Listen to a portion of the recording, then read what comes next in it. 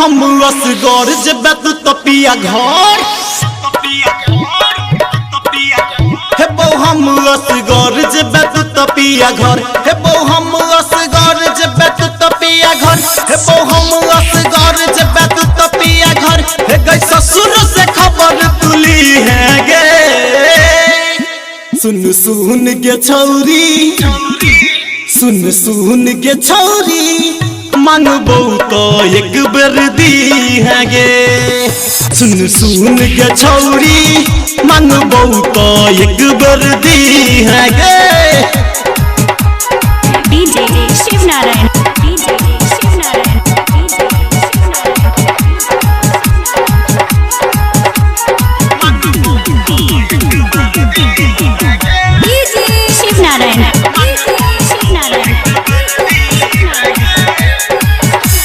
भूल जबही छौरी गे हमर तू प्यार हमरा संगे छलही तू भागेला तैया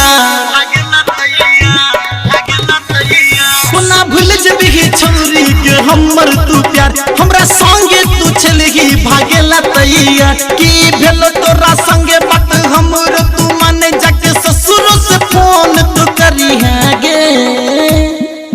सुन सुन गे छौरी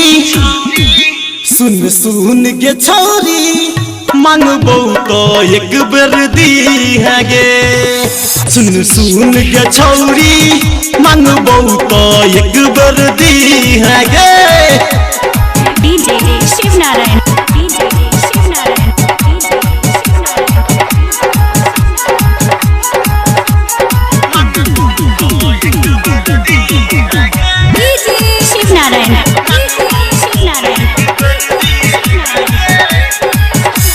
हमरो से बात करी है कर पिया के पाके नहीं भूल जई है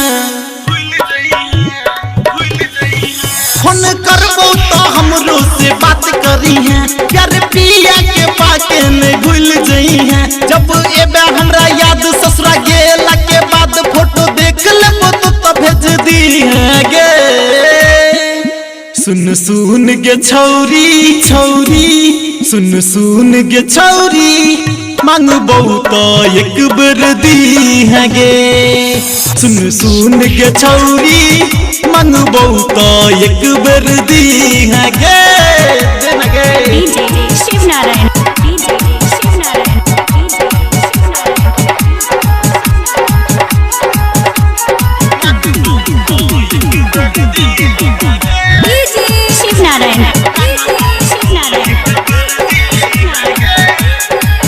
संगे पी के बिरंजन के रही है तू खुश भगवान को रुकहियो नहीं है तो तोरा